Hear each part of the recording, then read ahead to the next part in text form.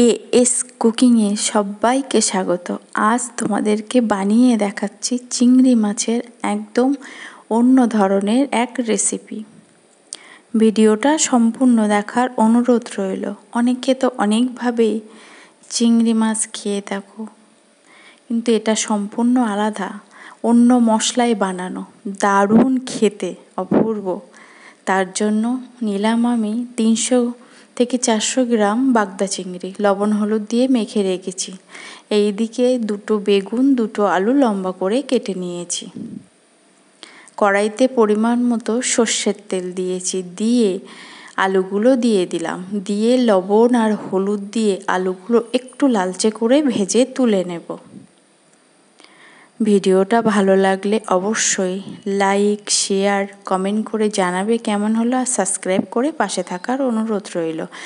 আলু তুলে নিয়ে সেই তেলে সেই লম্বা লম্বা করে কেটে রাখা বেগুনটা দিয়ে দেব, দিয়ে এপিট ওপিট একটু লালচে করে করে ভেজে তুলে নেব। এইভাবে চিংড়ি মাছ বানালে অপূর্ব লাগে খেতে, একদম এক থালা ভাতও কিন্তু কম পড়ে যাবে। তোমরা একবার বানিয়ে দেখো। এবার বেগুনগুলোও তুলে নিলাম।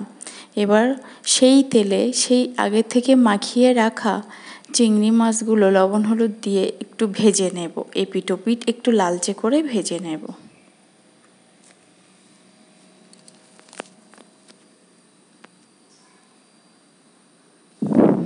চিংড়ি মাছগুলো লালচে করে ভেজে নেব, নিয়ে তুলে নেব। এইদিকে একটা পেস্ট বানিয়ে নেব। 10টা কাঁচা লঙ্কা আর 1 চামচ দিলাম গোলমরিচ আর একটা টমেটো, এগুলো পেস্ট বানিয়ে নেব। কড়াইতে তেল চাপিয়ে পরিমাণ মতো 5 ফোড়ন দেব। ফোড়নটা একটু ভাজা ভাজা হলে সেই পেস্টটা দিয়ে দেব, কাঁচা লঙ্কা, মরিচ, টমেটো বাটার পেস্টটাকে দিয়ে দেব। দিয়ে পরিমাণ মতো হলুদ আর লবণ দেব, দিয়ে সুন্দর করে কষিয়ে নেব তেলের সাথে। এই তেলের উপরে যে মরিচ আর কাঁচা লঙ্কা বাটা, টমেটো, এটা দিলে না কাঁচা লঙ্কার একটা সেন্ট বার হয়, দারুণ লাগে খেতে। এইবার মশলা দিয়ে তেল ছাড়ছে, এমতো অবস্থায় সেই আলু আর চিংড়ি মাছগুলো এই মশলা দিয়ে একটু কষিয়ে নেব। সম্পূর্ণ অন্য ধরনের খেতে হয়, দারুণ টেস্ট, মুখে দিলেই বুঝতে পারবে তোমরা, এত সুন্দর খেতে হয়। এবার একটু কালারের জন্যে 1/2 চামচ মতো দিলাম কাশ্মীরি লাল লঙ্কার গুঁড়ো, এটা তোমরা না দিলেও দিতে পারো। ঝালের জন্য দিয়েছি কাঁচা লঙ্কা 8-10টা আর মরিচ দিয়েছি 1 চা চামচ বাটা। এবার এগুলো কষানো হয়ে গেছে, এবার পরিমাণ মতো জল দেব।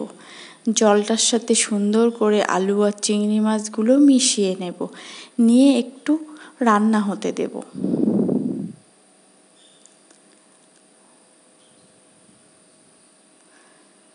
আলুগুলো প্রায় সিদ্ধ হয়ে এসছে।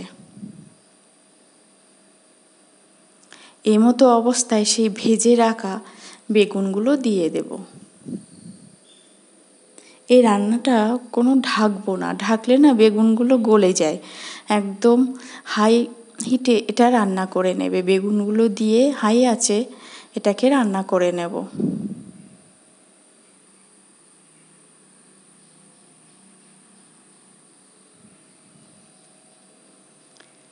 রান্না করে নিয়ে লবণ ঝাল চেখে সব কিছু ঠিকঠাক আছে।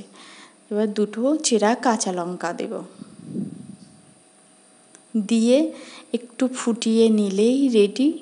দেখো, দুর্দান্ত স্বাদের চিংড়ি দিয়ে বেগুন। এইভাবে তোমরা অন্তত একবার বানিয়ে দেখো, বানিয়ে আমাকে অবশ্যই কমেন্টে বলো কেমন হলো, অবশ্যই জানাবে কিন্তু।